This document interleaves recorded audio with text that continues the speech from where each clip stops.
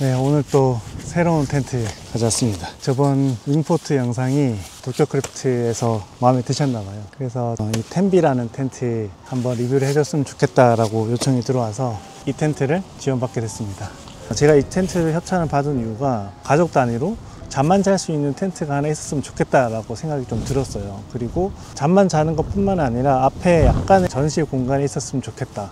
근데 일본 도쿄크래프트에서 텐비라는 텐트를 출시한 걸 보고 저거 이너 텐트 만약에 사이즈가 4명이 잘 수 있는 공간이 나오고 앞쪽에 조금만 페니터라든지 집기류를 둘 수 있는 공간만 나온다면은 정말 봄, 여름, 가을에 가족 단위로 쓰기 되게 좋겠다라는 생각이 들었어요. 왜냐하면은 잠만 잘 수 있는 텐트는 생각보다 많이 있습니다. 근데 아무래도 텐트 형태다 보니까 전시 공간이 없어요. 그래서 페니터라든지 다른 집기류를 두기가 조금 애매한데 얘 같은 경우는 이너 텐트를 설치하고 나서도 앞쪽에 전시 공간이 있다 보니까 아무래도 조금은 날씨의 환경에 맞춰서 이 텐트를 쓸 수 있겠다는 생각이 들었어요. 그리고 저처럼 이제 가족 단위로 다니기도 하고 솔로캠을 다니기로 할 때 간단하게 피칭해서 피크닉 같은 느낌으로 텐트를 좀 가볍게 치고 싶은 그런 텐트가 하나 필요했었는데 때마침 이 텐트가 출시가 됐던 거죠. 그래서 너무나 궁금했던 텐트이기도 하고 여러분들한테 좀 보여드리고 싶어서 이 텐트를 가지고 왔습니다. 일단 앞단에 말이 좀 길었는데 먼저 피칭하면서 제가 궁금했던 것들 여러분들한테 한번 또 설명을 드리도록 하겠습니다. 네, 텐트 구성품은 텐트 본체 스킨하고 폴대하고 팩하고 스트링들 있죠. 그래서 마찬가지로 윙포트처럼 알루미늄 경량 팩하고 그 다음에 30cm 짜리 스틸팩도 같이 들어 있습니다. 이런 거는 진짜 도쿄크래프트만의 특징이죠. 이런 걸 주는 텐트 브랜드가 없습니다. 폴대는 총 3가지 타입으로 되어 있어요. 기본적인 형태는 터널처럼 되어 있는데 이게 어떻게 보면 사이드로 들어가는 터널처럼 들어가는 폴대고 그 다음에 이 폴대가 사이드에서부터 프론트까지 사이드 폴대 겸 리치폴 같은 형태를 가진 폴대가 또 따로 있습니다. 그래서 총 3가지 타입으로 되어 있는 형태고 이렇게 회색 깔로 칠해져 있는 폴대랑 또 블랙으로 되어 있는 폴대 2가지 나눠져 있습니다. 그래서 아마 폴대를 넣는 구간에 회색 검정색으로 표시가 되어 있을 거예요. 그거 보고 메인 폴대를 결합을 해주시면 될 것 같아요. 네, 폴대 소재는 알루미늄 7001번대를 사용하고 있습니다.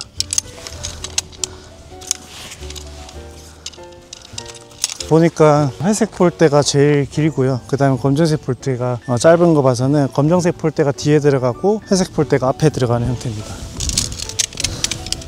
그리고 사이드 폴, 이 폴대가 아마 가장 길 겁니다. 왜냐하면 사이드 쪽부터 해서 프론트까지 다 이어지게끔 되어 있는 형태라서 아마 이 폴대가 가장 길 것 같습니다. 지금 보신 것처럼 폴대가 좌우 우측으로 해서 굉장히 많이 꺾여져 있습니다. 폴대가 굉장히 많이 휘어져 있죠. 그래서 이 부분이 아마도 공간을 확보하기 위해서 굉장히 많이 휘어져 있는 폴대 구간입니다. 네, 이 부분은 아마 폴대 넣을 때 좀 조심해야 되지 않을까 싶습니다. 와, 폴대 길이 뭐 어마무시합니다 진짜. 와, 이렇게 휘어져 있는 것도 처음 본. 스킨 한번 펼쳐 볼게요. 일단 첫 번째 회색 폴대부터 넣어 볼게요. 지금 보신 것처럼 회색 폴대는 이렇게 회색 끈이 묶여져 있어요. 그래서 회색 폴대는 여기다가 오징어 핀을 결합해 주면 됩니다.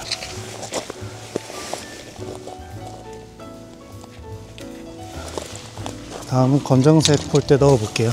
검정색 폴대도 마찬가지로 검정색으로 표시가 되어 있습니다. 표시되어 있는 구멍으로 해서 넣어주면 됩니다.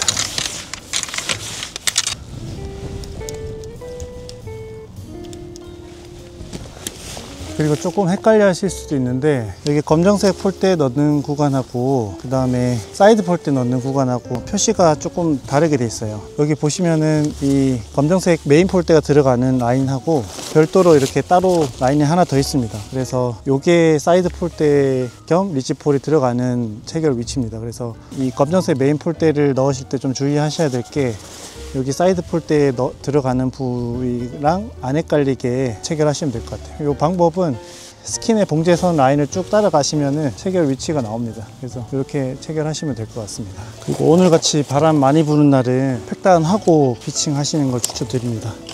팩다운 위치는 뒤쪽 메인 폴대가 들어가는 위치에 팩다운 하시면 좋아요. 그리고 이 앞쪽에 보시면은 여기 구멍이 조금 뚫려 있는 듯한 느낌이 드는 폴대 라인이 있습니다. 구멍이 이렇게 뚫려 있죠. 이렇게 뚫려 있는 폴대 라인이 사이드 폴대가 들어가는 곳이라고 생각하시면 될 것 같아요. 그래서 이 폴대 넣는 거를 제일 마지막에 하시면 됩니다. 텐트 폴대 조립할 때는 텐트 방향이 앞쪽이 하늘을 보게끔 해놓은 위치에서 사이드 폴대를 조립을 해야 되는 것 같아요. 그래야지 이 스킨에 넣을 수가 있거든요. 폴대는 생각보다 잘 들어갑니다. 어렵지 않게 쭉쭉 들어가는 느낌이고, 여기 딱 각져 있는 듯한 느낌이 저 끝쯤에 들어가면은 이게 중앙쯤에 될 것 같아요. 한번 세워 볼게요. 네, 이렇게 폴대를 잡아서 엄청 휘어지네요.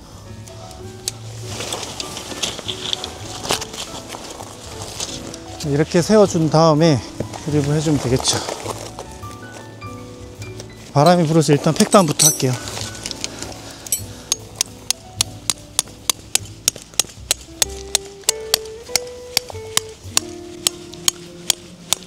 교차되어 있는 폴대 위치에 찍찍이를 연결하는 방법은, 먼저 여기 링 있죠. 링을 한쪽으로 이렇게 치우친 다음에 폴대와 폴대 이 만나는 지점을 교차를 시키고, 그 다음에 이 끈을 이 링으로 들어가게 하면 됩니다.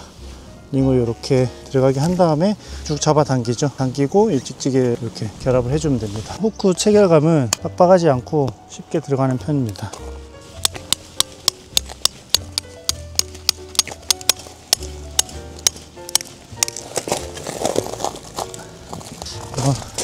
여기 뒤쪽은 특이하게 양문형으로 되어 있습니다.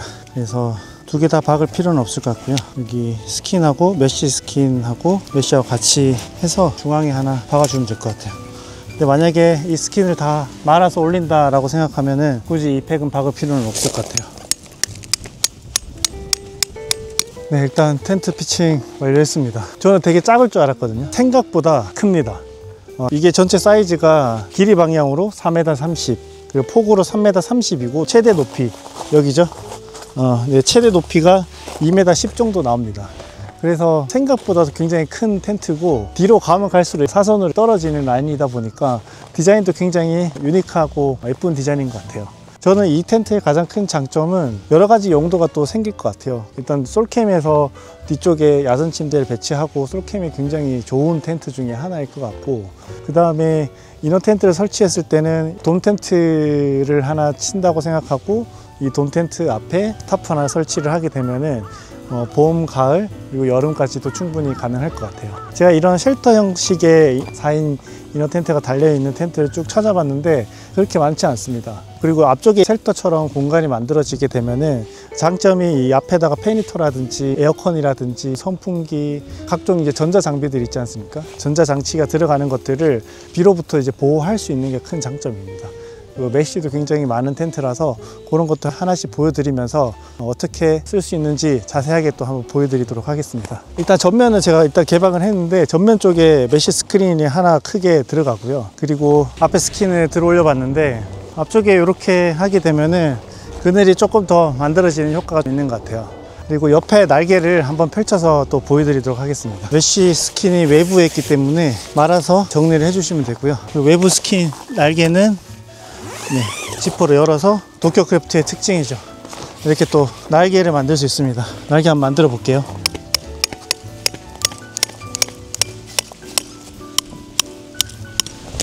뒷면도 다 개방해 보겠습니다.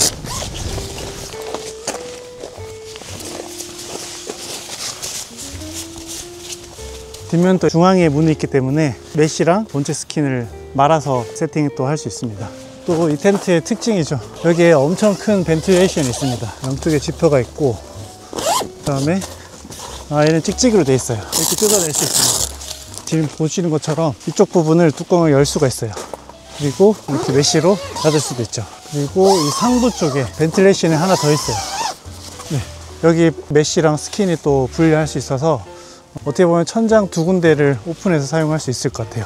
네, 그리고 이 부분은 완전 개방이 가능하기 때문에 필요하다면 여기로 연통을 빼서 사용할 수도 있을 것 같아요. 보시는 것처럼 텐트를 전부 다 개방을 해봤습니다. 도쿄크래프트의 특징이죠. 변형이 많이 되는 그런 형태의 디자인이라고 생각하시면 될 것 같아요. 그래서 앞쪽에 이렇게 전체를 다 개방할 수도 있고, 양쪽 날개를 도쿄크래프트 윙 포트처럼 펼쳐가지고 바람 유입이라든지 통풍도 할 수 있고요. 그리고 천장 부분에 아까 보셨던 것처럼 개방을 해서 연통도 뺄 수 있을 뿐만 아니라 뜨거운 공기를 위쪽으로 내보낼 수 있는 구조도 만들어 주는 것 같아요. 그리고 뒤쪽도 양문형으로 해서 개방을 할 수 있기 때문에 굉장히 시원한 개방감을 주는 텐트입니다. 그리고 메쉬도 굉장히 많습니다. 메쉬가 프론트, 사이드, 뒷면, 그리고 위쪽 면 총 6개의 메쉬를 가지고 있기 때문에 문을 닫아 놓고도 벌레 유입이라든지 이런 것도 굉장히 신경을 쓴 그런 텐트 중에 하나입니다. 사이드 쪽 메쉬로 한번 변형을 해 볼게요. 지금 보신 것처럼 메쉬로 바꿔 놓은 상태입니다. 특이한 점은 메쉬가 바깥쪽에 있기 때문에 날개를 펼쳐 놓은 상태에서 메쉬를 만들 수가 없어요. 그 점이 조금 아쉬운 것 같아요. 날개를 펼쳐 놓은 상태에서 메쉬를 만들었다면은 비가 오는 와중에도 벌레 유입이라든지 이런 거를 막을 수도 있고 메쉬 스킨을 좀 활용할 수 있을 것 같은데, 이거 같은 경우는 현재는 메쉬 스킨이 외부에 있기 때문에 비가 올 경우에는 내부 스킨을 다 닫아야 되는 그런 단점이 조금 있는 것 같습니다. 하지만 이렇게 또 메쉬를 했을 때 텐트의 일체감은 디자인적으로 굉장히 좋은 느낌이 듭니다. 같이 한번 보실까요? 천장에 보시면 이런 식으로 벤틸레이션이 2개가 있습니다. 이게 특이하게 얘는 약간 앞을 보는 위치에 벤틸이 있으면 얘는 완전 천정부에 있기 때문에 이쪽으로 해서 연통을 뺄 수 있을 것 같아요. 지퍼도 이중 지퍼로 되어 있기 때문에 이쪽으로 해서 연통을 빼도 되긴 하겠죠. 그리고 내부 공간 보시면은 사이드에 넓은 메쉬창이 있고 뒤쪽으로도 이렇게 메쉬창이 크게 있습니다. 이쪽 부분에 또 다른 벤틸레이션을 위해서 이렇게 열어둘 수 있겠죠. 이쪽으로 해서 공기 유입을 시킬 수 있습니다. 요거는 양쪽에 다 있죠. 그리고 꼼꼼하게 이쪽에 벌레 유입이 안 되게끔 메쉬로 되어 있는데 메쉬를 열 수 있는 구조는 아닌 것 같아요. 높이는 이쪽으로는 한 2m 10 정도 되기 때문에 크게 머리가 닿거나 그런 공간은 없고요. 뒤로 가면 갈수록 좁아지는 구조입니다. 이쪽으로 해서 야전 침대를 펼치고 아니면 이너 텐트 설치하게 되면은 이쪽 공간으로 해서 이너 텐트 공간을 만들 수 있긴 하겠죠. 지금 보시는 것처럼 굉장히 큰 개방감을 가진 그런 텐트입니다. 그래서 여름에도 충분히 사용할 수 있는 그런 텐트일 것 같고요. 이너 텐트 사이즈를 확인해 보니까 제일 짧은 구간이 2m 60 정도 나오고요.